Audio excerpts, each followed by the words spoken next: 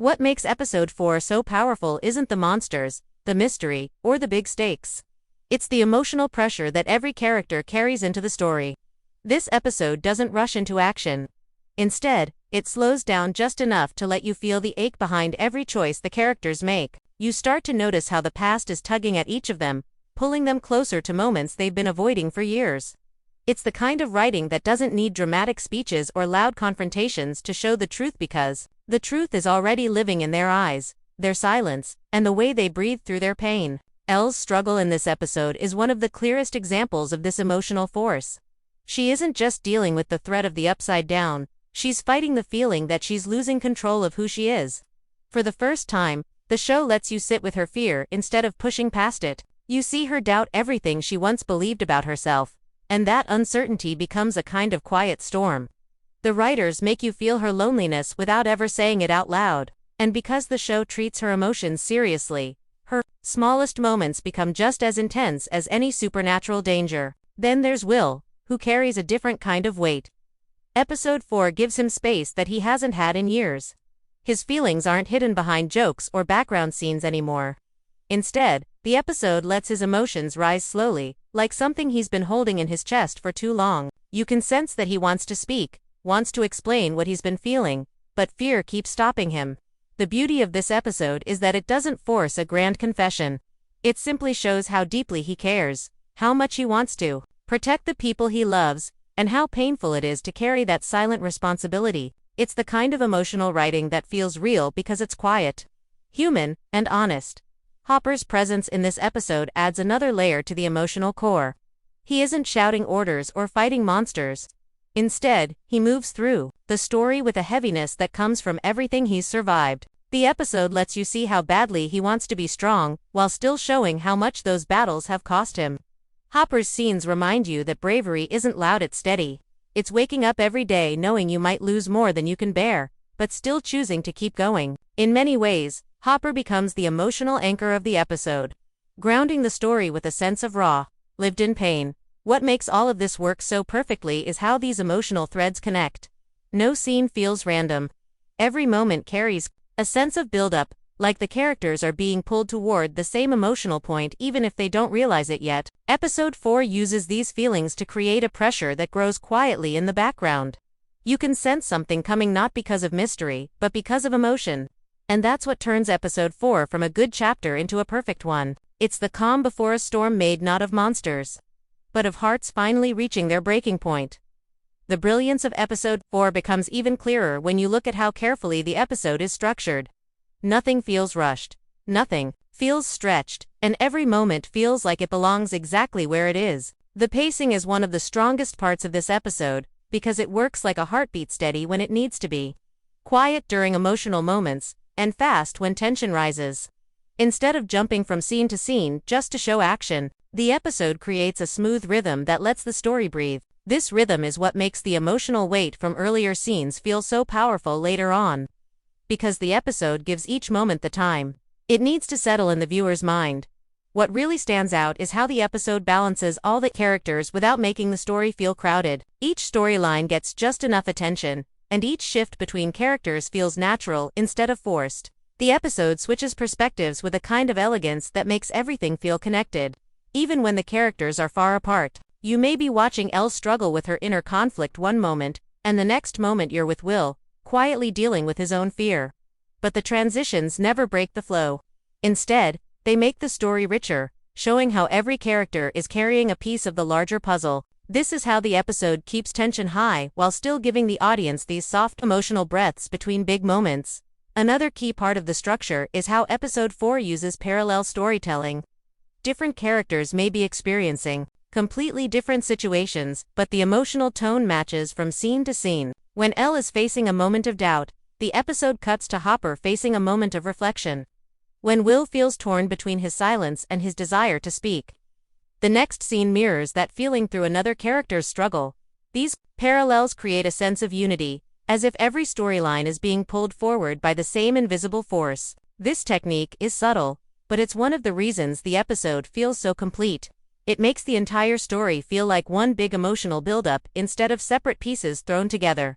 The flow of episode 4 becomes even more impressive when you look at how it builds tension. The writers avoid the usual method of throwing constant danger at the characters. Instead, they let the tension grow slowly, layer by layer. Small moments of fear, hesitation, or confusion quietly gather until the pressure becomes almost unbearable. By the time the episode reaches its final scenes, the tension feels earned. You can sense that all the earlier emotional beats, all the quiet moments, and all the subtle clues were placed there intentionally to lead you toward this point. It's the kind of storytelling that rewards viewers who pay attention. Because the structure isn't just about moving the plot, it's about shaping the emotional experience. What makes this structure truly perfect is how everything connects in the final moments of the episode. The slow build, the shifting perspectives, the emotional parallels, they all converge with a sense of purpose. You realize that every scene, no matter how small, was guiding you toward the same turning point. The episode doesn't need a huge explosion or a shocking reveal to make an impact. It's the way the story's structure slowly tightens around the characters that makes the ending hit so hard. And that's why episode 4 stands out. Not because of one big moment, but because every part of it was shaped with intention. The structure doesn't just hold the story together, it elevates it, turning good scenes into powerful ones and powerful ones into unforgettable ones. If you want, I can continue with section 3 in the same tone and length. Episode 4 doesn't rely on loud reveals or heavy exposition to expand the Stranger Things universe. Instead, it uses quiet hints, subtle details, and carefully placed moments to pull you deeper into the mystery of the upside down. What makes this episode unique is how it treats the world building like a living element, something that grows and shifts in the background while the characters move through their emotional struggles. You're not just told how the world works. You're invited to observe it, question it, and feel the weight of its secrets. The episode understands that mystery is most powerful when it doesn't give everything away at once. And that restraint is what makes the atmosphere feel so thick and absorbing. One of the most impressive parts of the world building is how Episode 4 expands on the upside down without turning it into a simple villainous realm. Instead of showing it as just a dark mirror of Hawkins, the episode slowly reveals clues that suggest the upside down has rules, patterns, and maybe even a purpose that the characters still don't fully understand. You start noticing strange symbols, reactions, and changes that were never explained before. These aren't big, flashy clues. They're subtle enough that you might miss them if you blink, but they carry huge implications.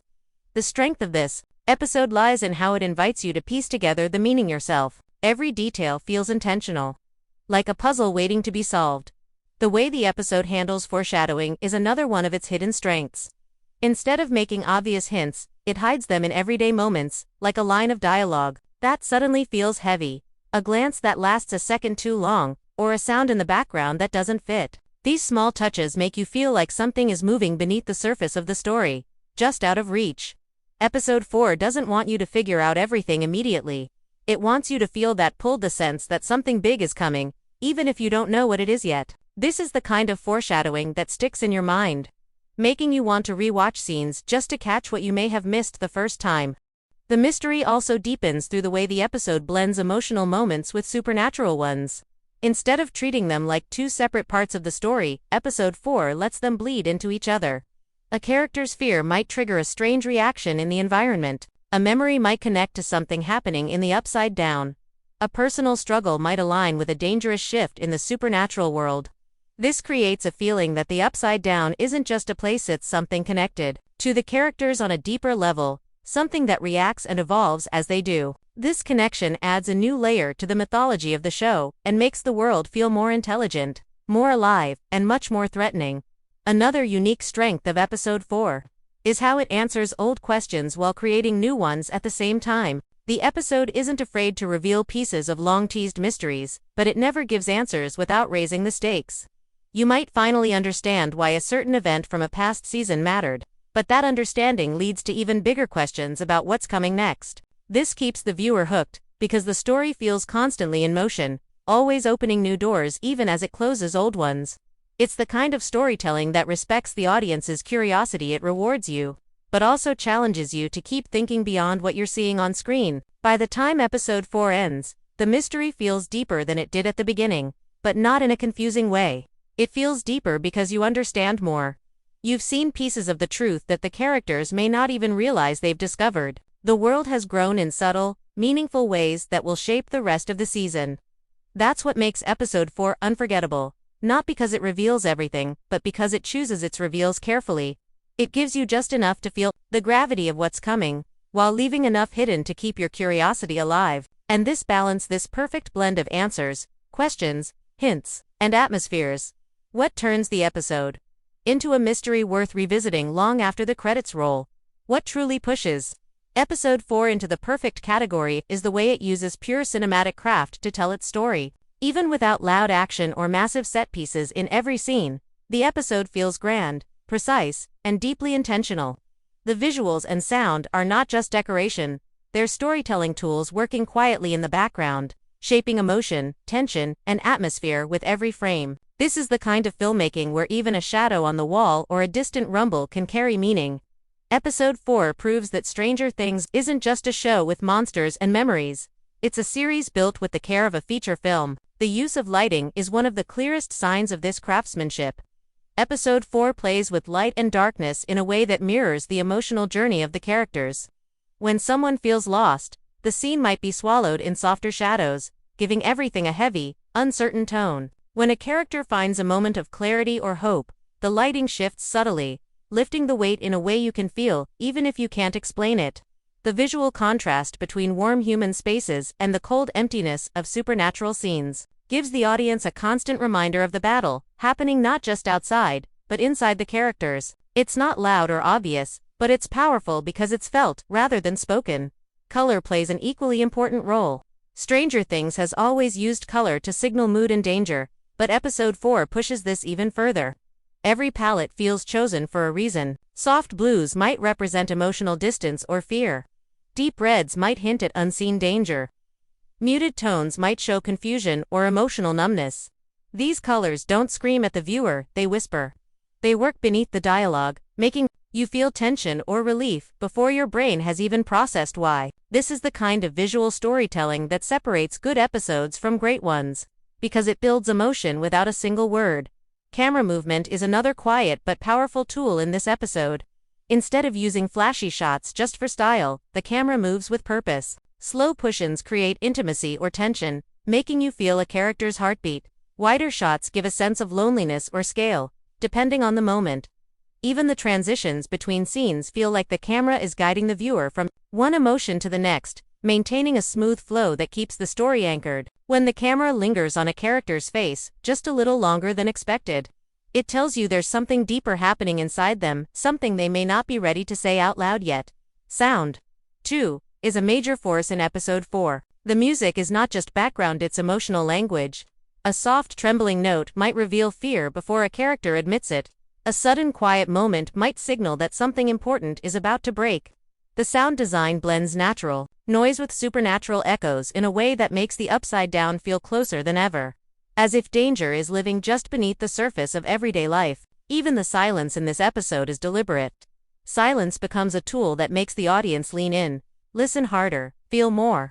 It's rare for a show to use silence with such confidence, but episode 4 does it perfectly. What makes all these elements truly special is how they work together. The lighting, colors, sound, and pacing merge to create a world that feels alive, breathing, shifting, reacting to every emotional beat the characters experience. The episode doesn't rely on big spectacle to impress the audience. Instead, it uses subtlety, control, and craft to pull you deeper into the story. You don't just watch the characters go through their struggles, you feel like you're inside those struggles with them. That's the magic of great cinematography. It makes the story heavier, richer, and more human.